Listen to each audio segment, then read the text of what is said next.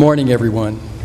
Please remain standing while Crystal Spencer, our head resident advisor and a member of the class of 2011, provides the invocation for us this morning.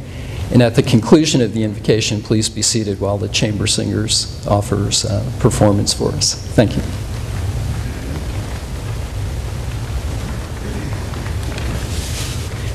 Every morning as I walk to class, it never ceases to amaze me at the countless blessings I am reminded of in my short walk from the dorm to my classes in Robinson.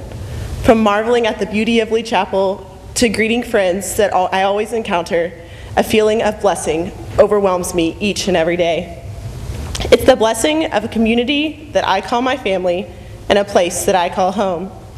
This has proved more evident than I ever could have imagined this last year.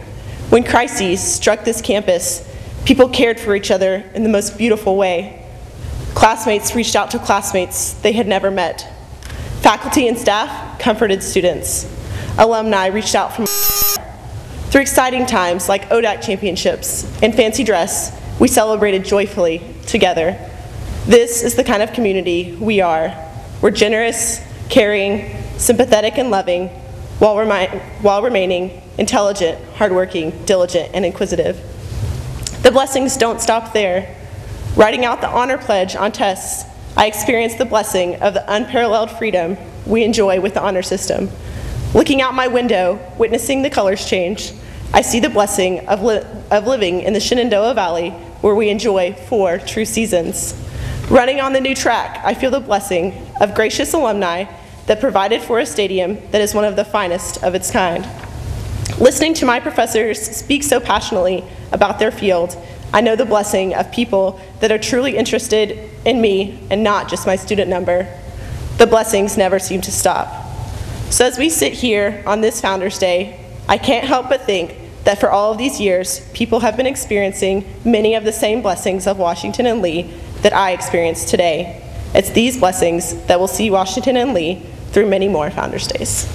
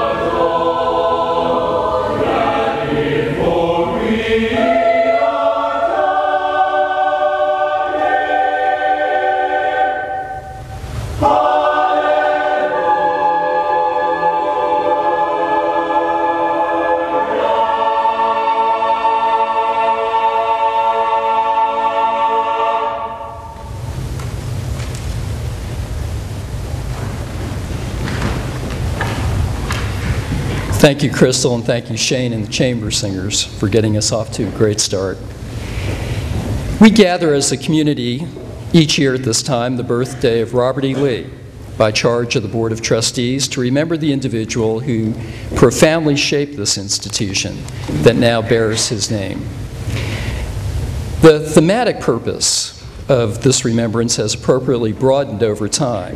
It is now an occasion to recognize and celebrate Lee's most enduring legacy, leadership, and its centrality to the Washington and Lee mission, and not just leadership, but a particular kind of leadership, one with integrity, honor, and service to others as defining qualities. For that reason and others, we also use this occasion to recognize the new members of Omicron Delta Kappa, the National Leadership and Scholarship Honor Society. Founded at Washington and Lee University 97 years ago, it now has circles at over 300 colleges and universities, and as of July, now has its national headquarters here in Lexington. Last year during Founders Day, we heard from historian Gordon Wood, who reminded us of the character of George Washington and his contribution to the history of this university. Today, with the help of another distinguished guest, Roy Blount Jr., we turn our attention to Lee himself. Forgive me for a moment of personal reflection. Shortly after I was named president, I received an email from Bob DiMaria, a member of our journalism faculty. He took note of our common Italian-American heritage and speculated that there probably hadn't been too many others who brought that background to the position I now assume, or I was about to assume. Yes, I wrote back, I am undoubtedly the first president of the university whose last name ended in a vowel. Well, no, he replied, there was this man named Lee. Now, I mention that because I've come to my understanding of Lee from a different route than many others. Growing up in a second-generation immigrant household, Irish on my mother's side, Italian on my father's, references to the Civil War conjured up images of Protestants and Catholics and Calabria and Sicily, not the armies of the blue and gray. I had to learn about Lee by reading about him, figuratively placing myself in his shoes, and now in some small ways, to be sure, literally walking where he walked. To the degree I do understand him, it is not as a cultural icon, and not as a component of a particular theological view of events, but as a man of history, struggling with seemingly impossible burdens in seemingly impossible circumstances. And I've come to respect him for many things, mostly for what the Harvard political theorist Michael Sandel has described as the quality and character of his deliberation when it came to difficult decisions. Now, I don't mean to suggest that I am capable of complete detachment when it comes to Lee. A couple of weeks ago, some of you may have seen the recent PBS documentary on Lee. And while I was watching it, there was a poignant moment when, as the narrator was talking about Mrs. Lee, I realized I was sitting in the room that had been her private sanctuary for about 7 years, which of course was right next to the room where Lee had passed away, just shy of 2 years after he had moved into the house. Still, my understanding of Lee comes as much through reading, through books. Douglas Southall Freeman's beautifully written, though hardly entirely objective biography, Elizabeth Brown Pryor's fascinating insights into the person through his letters and relationships, and Charles Braceland Flood's account of his last years as an educator here at Washington College, and of course many others. In the midst of all of those, however, Roy Blount Jr.'s brief and brilliant Robert E. Lee life occupies its own piece of ground. One reviewer said this about Blount's work: the author is neither a political writer nor a historical biographer, and that is what makes his unexpected meeting with Lee such a good one. He examines his subject as a fellow Southerner, not as a Civil War figure or symbol, and seeks neither to praise nor denounce. He offers a gripping tale of a man who had to deal with the reality of being the Southerner he was and who met what came his way. Another reviewer wrote, "The chapter on the post-war Lee is perhaps the most moving part of the book, since it is in that period that the ailing general shows his best self, advocating North-South reconciliation, refusing lucrative commercial offers, and reviving Washington College, now Washington and Lee University, as its president."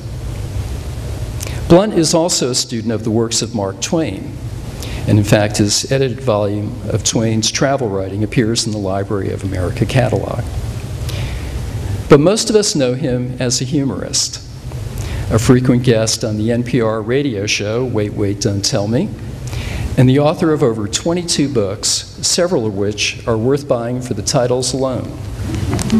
To mention just a few, I'm Just a Bug on the Windshield of Life, subtitle, A Profile of the Modern College Presidency. That part's not right. About 3 Bricks Shy of a Load, which really is one of the best books written on pro football. And Hail, Hail, Euphoria, presenting the Marx Brothers and Duck Soup, the greatest war movie ever made. We are honored to have him with us today. Please join me in welcoming Roy Blount Jr. back to Washington and Lee.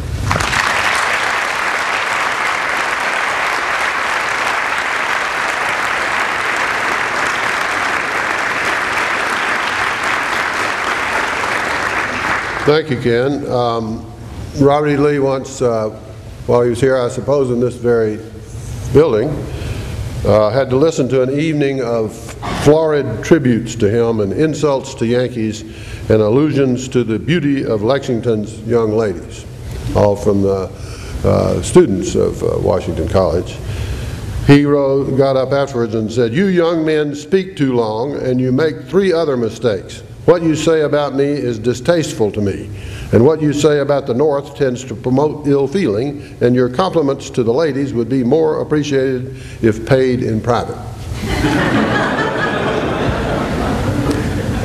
He could be a bit of a pill at times. But I never really have liked oratory either, and in fact he was no orator at all. Everyone knows about his farewell to the troops from Appomattox after the surrender, but in fact that was written by a staff officer to his specifications, and he never delivered it orally. What he did say, according to his son Rob, was when he encountered a few of his troops right after Appomattox, he said, "Men, we have fought through the war together. I have done my best for you. My heart is too full to say more." That's about as much of a speech as we know of his giving. So I'm not going to do any oratory here today, even if I could. I'm often, since I live in the North, I'm often called on to explain Southern things, or at least things that are taken to be Southern. For instance, the rapture, the notion. I won't go into my explanation of the rapture. Well, one thing, I think it may have already happened, and there just, there weren't as many pure in heart people, weren't enough pure in heart people around to be missed, and even the ones who were missed weren't really missed. And also, one explanation, one consoling thought I have to give to people who worry about the rapture, people up north, is the story about the preacher who was saying, "I want everybody who wants to go to heaven, stand up." And everybody in the congregation stood up except one old man on the front row. And the preacher said, "I said, everyone who wants to go to heaven, stand up." And still the man in the front row didn't stand up. And he said, "Mr. Leftwich, I said, everybody who wants to go to heaven, stand up." And the man looked around and said, "Oh, I thought you were getting up a group to go now."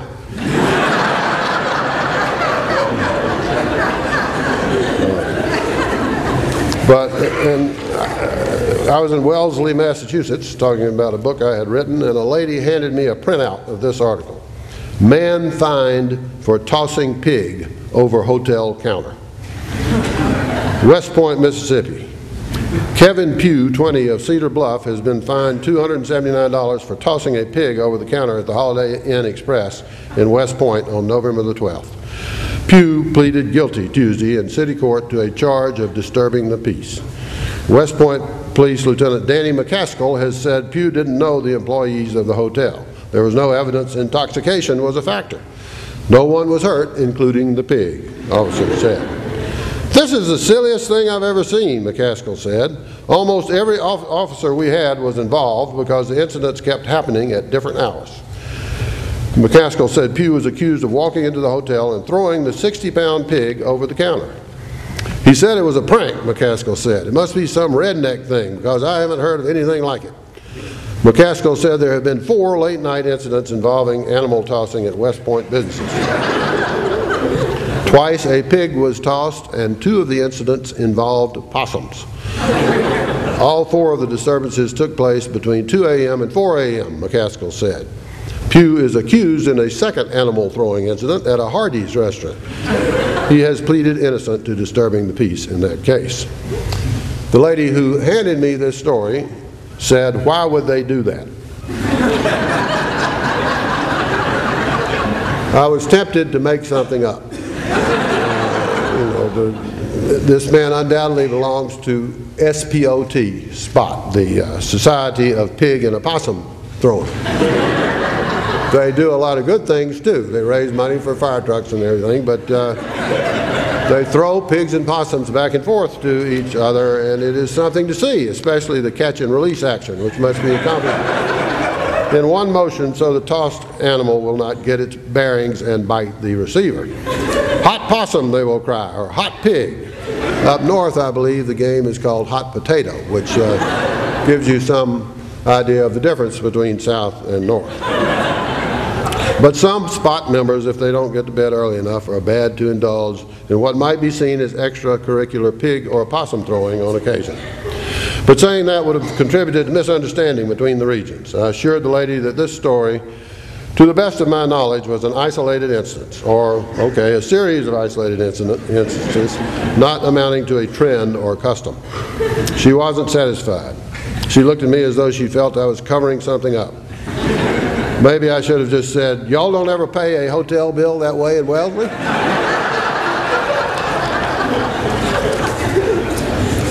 But I'm sure I don't have to explain Robert E. Lee to anybody here, certainly. What I thought would be interesting, if completely illegitimate, but hey, Robert E. Lee was audacious, is to sort of think of Robert E. Lee in the context of today. Question that springs to mind immediately is, would he tweet? Or Twitter? Well, he liked birds. There's a story, I don't know whether it's true or not, of that during a battle, a terrible rain of shot and shell, he picked up a little bird that had fallen out of its nest and put it back up in its nest, which I don't know how long that lasted, but it was a nice gesture. And he also had pet hens. He liked hens, and when he was out in some miserable outpost in Texas, he had little hens that had a hen that would come and lay him an egg every day, right at his doorway. And he also, during the Civil War, had a pet hen who caught his eye by laying an egg right at the opening of his tent every morning. And he kept the hen around, and even, in fact, right after Gettysburg, when they were gathering all this stuff together, the Army's wagons and everything, they were trying to get away from being extinguished by General Meade, and they thought all of a sudden, where is the general's hen? And they were looking all around for the hen because they couldn't leave without the hen until suddenly they found the hen who she had loaded herself, I believe, into her rightful place on the wagon. So they were able to escape being destroyed. But I don't think he would tweet Robert E. Lee. I can't imagine him getting up early in the morning and tweeting, you know, my favorite hen has left me her usual egg, my usual egg, our usual egg. I just don't see it. I don't see it. But back when Bill Clinton was president, I was occasionally often asked to explain Bill Clinton, but sometimes in contrast to Robert E. Lee, because a couple of people said, well, I thought Southerners were gentlemen. Would Robert E. Lee have done those things? I won't enumerate the things they had in mind, but I said no. He might. That Monica Lewinsky was sort of his type. He liked full-bodied brunettes, but he would at most have written her a spicy letter. That would have been the end of it. But there are. I did started thinking that there are several comparisons between Lee and Bill Clinton. Lee referred to the enemy as those people, and Bill Clinton referred to Ms. Lewinsky as that woman. Both were uncannily successful tacticians who often snatched advantage from the jaws of recklessness, and both had absent fathers and were extraordinarily close to their mother. To some extent, filled the role of the absent husband.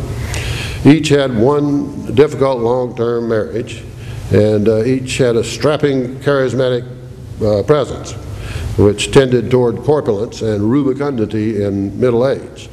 They both had prominent noses, Lee's being by far the more classical. And both fought against radical Republicans. Clinton outslicked his. Lee didn't. And Clinton, when a war he disapproved of was thrust upon him, avoided military service. Lee, when a war he disapproved of was thrust upon him, took the side of the underdog. Because, now this is something I have often had to explain, why Lee went to the Confederacy. And I finally figured out a way to explain it to people, at least from Massachusetts, by quoting Tip O'Neill, who said all politics are local. And that was Lee's reason, I believe, for going with the Confederacy, because it was Virginia was local, and Virginia was whom he was going to defend, what he was going to defend. So the next president is George Bush. I don't know.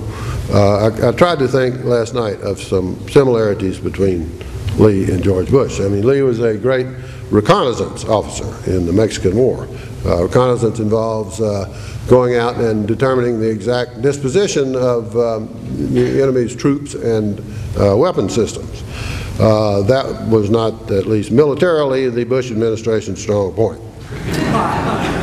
Lee gave some of his generals nicknames, called Jackson my right arm, and Jubal Early my bad old man, and Longstreet my old warhorse, but he never would have called an aide Turd Blossom, which is George Bush's nickname for Karl Rove. So I moved on to similarities between Lee and the incumbent, President Obama.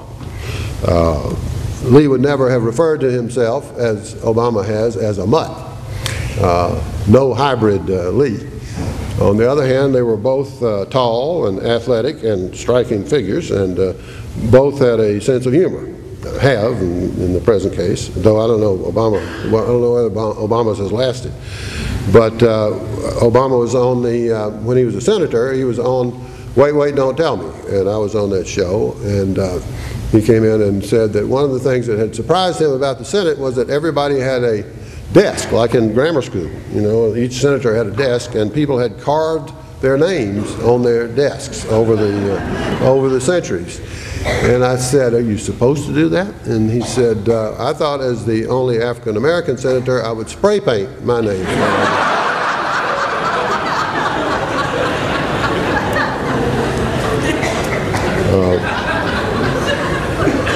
Robert E. Lee once saw a young man courting very tentatively a young lady of Richmond on her porch. He was riding by on a horse, and he stopped the horse and got off and went up to the porch and kissed the young lady, presumably on the cheek, and said to the young man, I bet you wish you could do that, and went back on his horse and rode off. So there's that in common. There again, they both had absent fathers and were very close to their mothers. They both were attentive fathers themselves, Lee from a great distance a lot of the time. Both have long marriage to one woman. Both bogged down in wars that other people started and they had been opposed to. Obama was better at getting something out of Congress than Lee was. The Confederate Congress, Lee was trying to get some support for his troops, you know, things like shoes for his troops, and went to the Congress and reported to his son that the congressman, all the people in Congress did, the Confederate Congress, was eat peanuts and chew tobacco. So that was no good. I don't know exactly what they do today corresponding to that, but probably something very similar. Both of them inspired drastic reactions. Lee is either a traitor or a saint, and Obama is either a tyrant or a wimp. Lee, from what we have read of him and seen of Obama, Lee may well have been the better dancer. All accounts, he could really cut a rug. And but both have stressed a similar theme, which is civility of late. Civility. Lee certainly stressed that a great deal, and lately civility is is a big word in Washington, in the media, which may make us think of the Civil War. But I can assure you, and I have had people tell me that the Civil War is called the Civil War because there was so much civility that people were polite to each other. That is just not true. There are some elements of civility, and for instance, I will read this. This was after Cold Harbor. I think it was Cold Harbor. No, this was after Fredericksburg, in which Lee. Another thing that Lee and Obama might be said to have in common was one sort of enigmatic statement. Lee's famous statement was, "It is well that war is so terrible, else we should grow too fond of it." You sort of know what he meant, but the more you think about that, it sort of, in other words, if war were less terrible, it would be worse or something. And so how would you make war less terrible so that it would be more addictive or something? At one point I decided that Lee was warning us against big-time college football. And Obama, on the other hand, said, "We are the people we have been waiting for."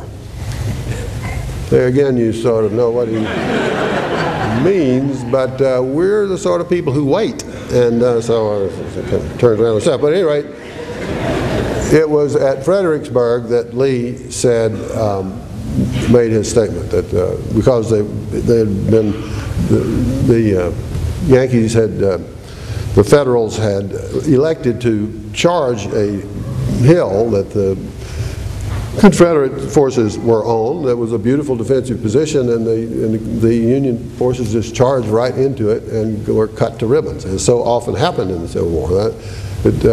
People would just charge into a hail of lead and be just thousands of them killed within minutes sometimes. At any rate, it was after that battle, that, speaking of civility, that in the night, underdressed Confederates, the Confederate soldiers didn't have any shoes, didn't have any, they didn't have any food. They would go days without anything to eat, maybe a little green corn, and yet they continued to fight. Some of them, others of them went home or hid or went away. But a lot of them continued to fight. Underdressed Confederates stripped Yankee bodies, which lay, according to an observer, one without a head, and there one without legs, and yonder a head and legs without a trunk. Everywhere horrible expressions: fear, rage, agony, madness, torture, lying in pools of blood, laying with heads half buried in mud, with fragments of shells sticking in oozing brain, with bullet holes all over the puffed limbs. According to Shelby Foote, and here comes the civility, one Confederate scavenger was pulling a boot off what he took to be a dead man when the man lifted his head. "Beg pardon, sir," said the Confederate, "I thought you had gone above." So the civility was in a context of horror. And it just seems that, here's another little scene from Cold Harbor, in which 7,000 Union soldiers were mowed down in a matter of minutes, and another one of those charges at a strong position. One Union soldier, reached the Confederate line. He bounded over the work and landed right in among us. But he ran on toward the rear and brought up in a sitting position on a pile of earth someone had thrown out of a hole he had dug to cook in. The man's back was turned toward him. He had just run right past them. They were mowing everybody down, and one guy got through and just ran past him. And his back was turned toward us. His elbows were on his knees, and his head sunk in his hands. Then one of the Confederates was hit and cried, "Oh God, I'm gone forever." And the commander eased the man's last moments during a lull in the onslaught, and then turned back and noticed that the Union man was still sitting on the kitchen heap. Assuming him to be wounded, he sent one of his men to bring him to a spot less exposed to his own side's fire.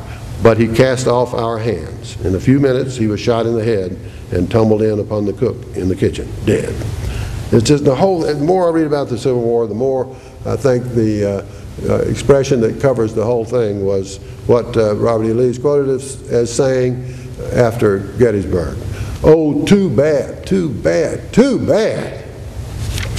But I think that slavery was a cancer on the land of the free, and it took this horrible bloodbath to cut it out. But civility is, as we know, I don't think also that Robert E. Lee had no use for civilian soldiers, amateur soldiers. When he went to get John Brown at Harper's Ferry, he encountered militiamen who was just sort of standing there not knowing what to do after the townspeople had killed a bunch of people. The militiamen, he said, "Would you like to charge John Brown was holed up in a barn or something," and he said, we offered the militiamen a chance to take him out, and they said, no, we're not paid, we don't really want to do that. But so the professional soldiers got the job done. And then at the beginning of the war, there were all sorts of governors who became, beginning of the Civil War, all sorts of state governors and politicians who became generals just on the basis of being politicians, and Lee had no use for them. One time civilians showed up Jefferson Davis brought a bunch of civilians to one of the battles, and all these, in this entourage of civilians standing there, and Lee ran them off. He was always deferential toward Jefferson Davis, but he didn't want civilians on his battlefield. So for that reason, it seems to me that he would not be eager to recognize the necessity for civilians to carry assault weapons. I think that if you can imagine Robert E. Lee as any kind of political factor today, he would have been one of the mature Republicans that were brought out recently to support the START nuclear treaty. He's that kind of moderate Republican. Not Republican in those days, because Republicans were Lincoln's party then, and were anti-slavery. But at any rate, civility.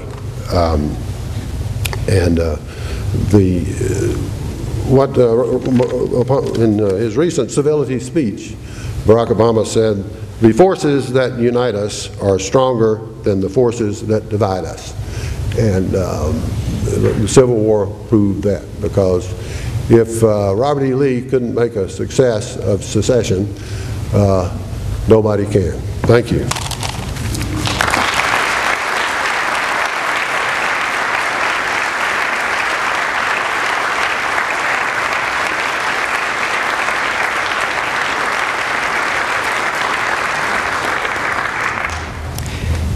Thank you, Mr. Blount, and we hope there are many other occasions to welcome you back to campus here at Washington and Lee. Thank you for helping our Founders Day.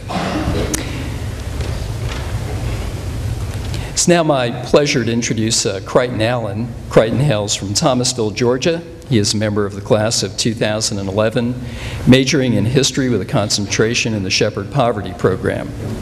He has served as peer counselor, as chair of the Student Judicial Council, and as a member of the Shepherd Poverty Program Student Faculty Advisory Committee.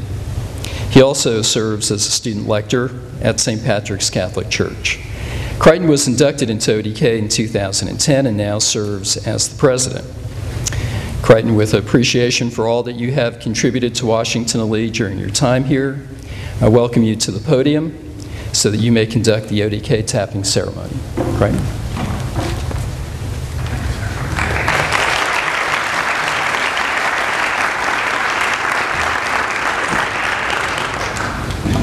Thank you, President Ruscio, for your kind introduction.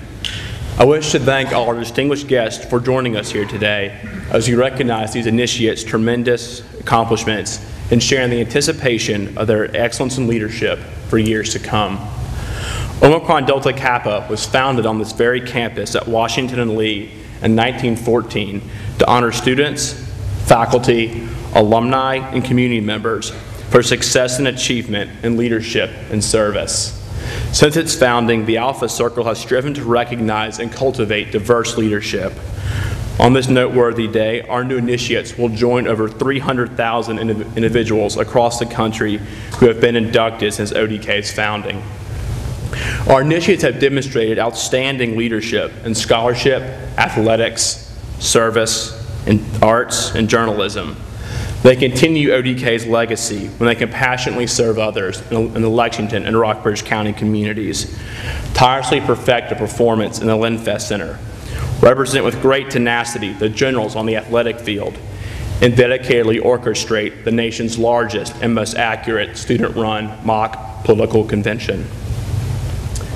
In a special way, we also welcome to the Alpha Circle today our honorary initiates, Dr. Alexandra Brown, the Jesse Ball DuPont Professor of Religion, Mr. Christopher Burnham, Vice Chairman and Managing Director of Deutsche Asset Management, with a long and distinguished career in public service at its very highest levels, and Mr. Frank Miriello, longtime head football coach here at Washington and Lee. These extraordinary new members exemplify the qualities of leadership and service valued by the ODK founders, who look to none other than Washington and Lee as the ultimate standards of leadership in their society. As I consider the potential demonstrated in the student leaders honored today, I'm hopeful for the future, and I'm summarily humbled by the remarkable accomplishments of Dr. Brown, Mr. Burnham, and Coach Miriello. Their successes inspire us to continue to lead by word and honorable example. Leadership does not reveal itself only in guiding others towards accomplishing a concrete goal, but also living each and every day lives animated by honor and strength of character. To our honorees, by your induction into the Alpha Circle today, we applaud and acknowledge that you have succeeded across both fronts. Thank you, new members, for your tremendous contributions to our community. While each of you has offered something unique, your contributions are similar in that they all have bettered our community. Washington and Lee benefits in immeasurable ways from your ability to lead others, and the world beyond our campus will undoubtedly benefit from the integrity that compels you to use your abilities for the greater good. I thank you from the bottom of my heart. We will now recognize our initiates in a tapping ceremony and invite them onto stage. I now call upon our tappers to take their positions upon the stage to help conduct the ceremony.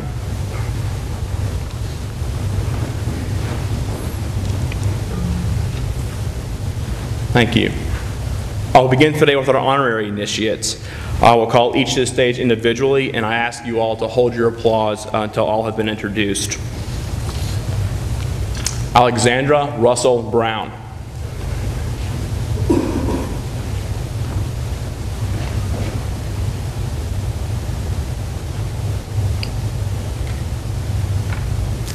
Alexandra Russell Brown is a professor of religion at Washington Lee University.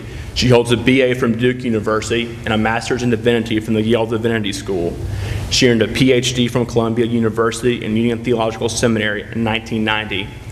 Brown joined the religion department at Washington Lee in 1987, where she has twice served as its department head. In 2006, she was honored with a Jesse Ball DuPont Endowed Chair in Religious Studies, a post she holds today. Brown's principal areas of teaching include biblical studies, the Bible and literature, the history of Christianity from origins to present, pilgrimage, monasticism, and gender and religious tradition. Brown is a member of the vestry of R.E. Lee Memorial Episcopal Church. Mr. Christopher B. Burnham.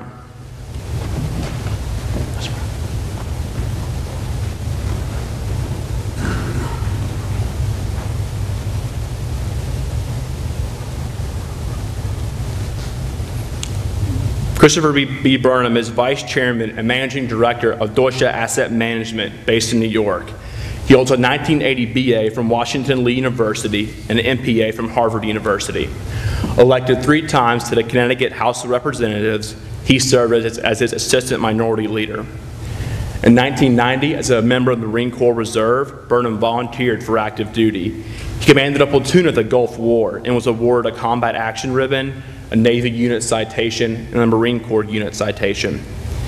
Mr. Burnham served as the Vice Chairman and President and CEO of the Equity Management Subsidiary of Pacific Investment Management Co., a global investment management firm.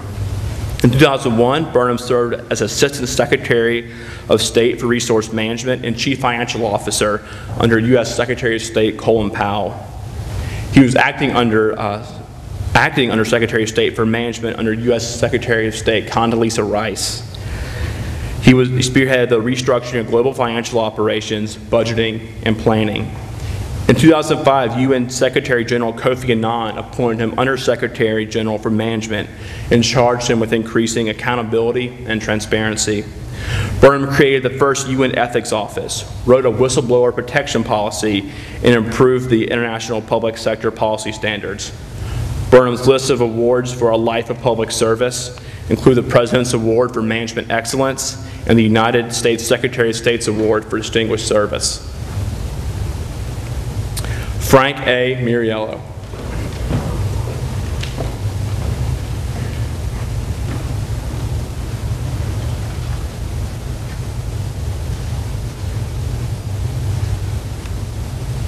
Frank A. Muriello is head football coach at Washington Lee University and a graduate of East Stroudsburg University in Pennsylvania, where he was a noted scholarly athlete. Prior to becoming head coach at Washington Lee in 1995, Muriello coached high school football in Pennsylvania and served stints as an assistant coach at Washington Lee, the VMI, and Hampton-Sydney. In 16 seasons, he has achieved the most wins in Washington Lee football history. His teams have twice won the Old Dominion Athletic Conference Championship in 2006 and 2010. He has been named ODAC Coach of the Year 5 times. In 2006, he was honored as the AFCA Regional Coach of the Year and the Sportex National Coach of the Year. 56 of his players have been elected first team All-ODAC.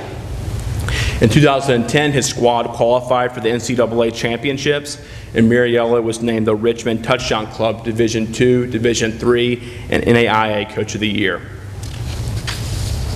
As they return to their seats, please join me in congratulating our extraordinary honorary initiates.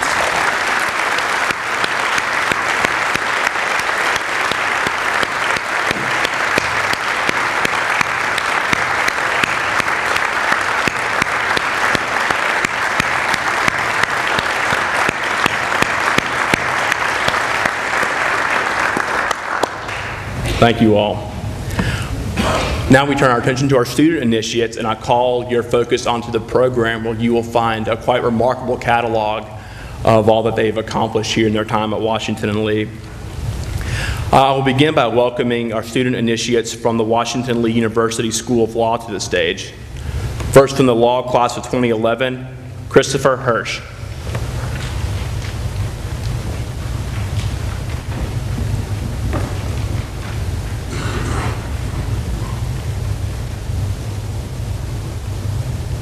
Micah Yost.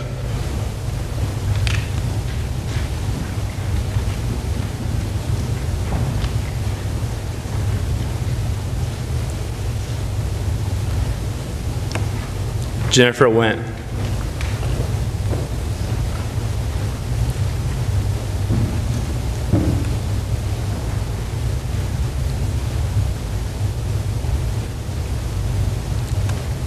Robert Vrana.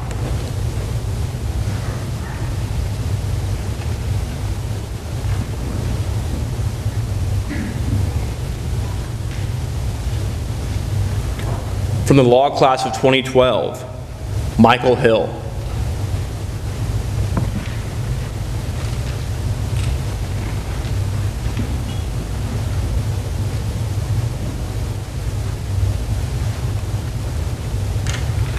Ellis Pretlow.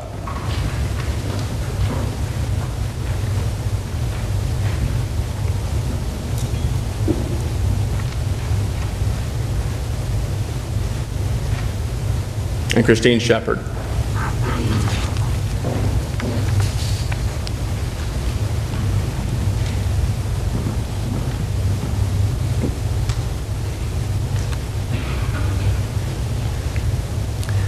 And now for our student initiates from the undergraduate junior class, Caitlin Edgar.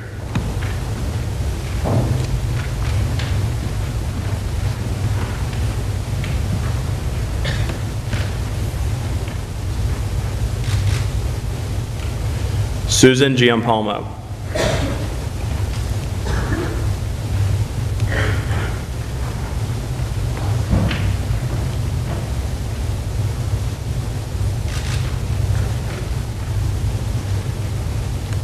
Patricia Isabel King.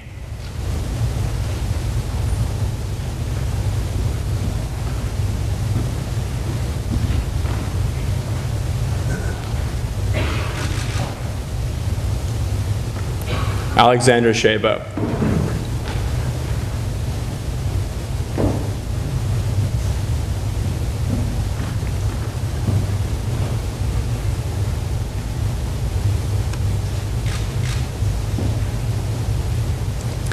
Shira Yadlin and Robert Warner Thompson were both elected ODK, but could not be here today because they're both studying abroad currently.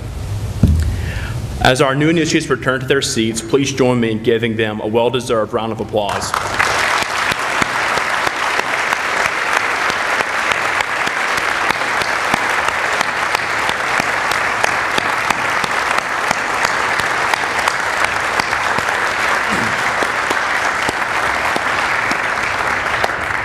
We will now recognize our initiates from the undergraduate senior class. As you may have noted in your program, these seniors have already been initiated and are already officially members of ODK. We initiated them in the fall this year as something different to give them more time as active members of the circle, which I think has been a really nice touch that I hope will continue on. With that, Allison and Chopin.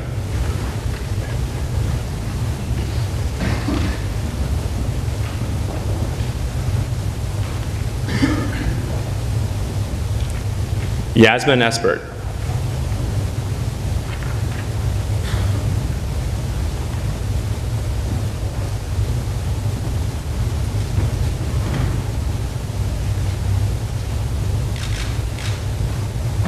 Taylor Garrett.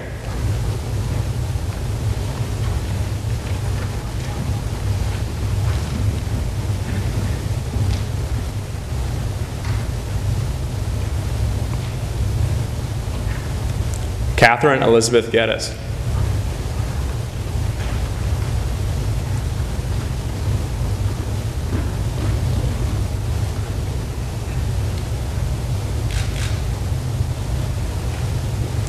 Robert Stewart George.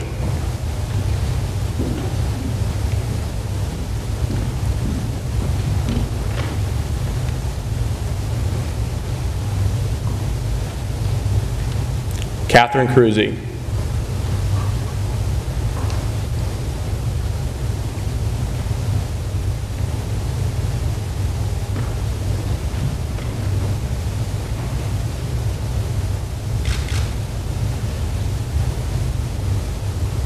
Gregory Matthew Kirkus.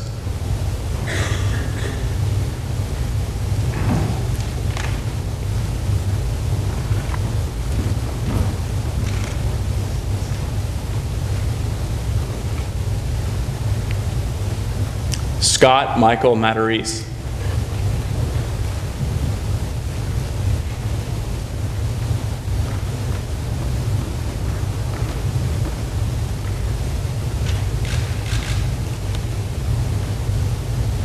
Hannah Elizabeth Munther.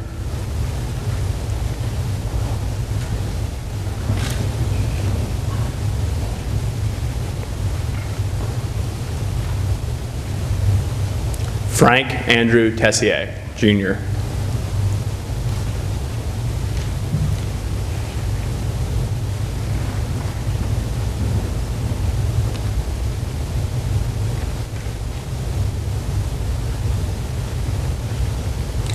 Melissa Beth Valentine cannot be here today since she graduated early, but we still wanted to give her her much-deserved recognition and acknowledgement.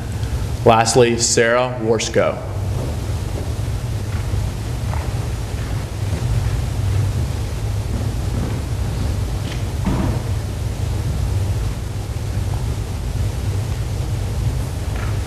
Please join me in giving my honorable classmates a well-deserved recognition.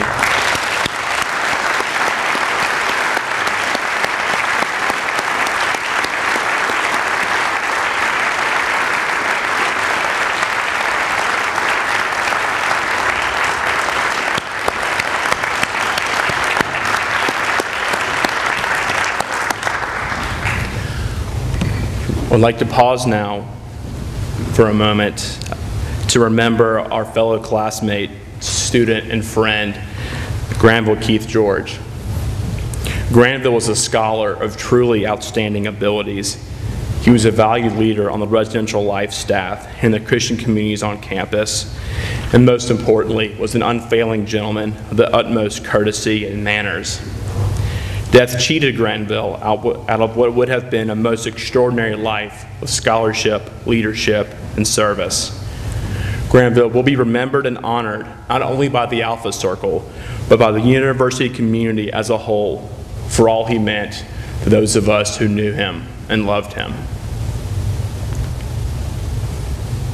Finally, I wish to offer a final congratulation to all our ODK honorary and student initiates. Thank you for all that you do for making Washington and Lee the most special place that it is. Thank you.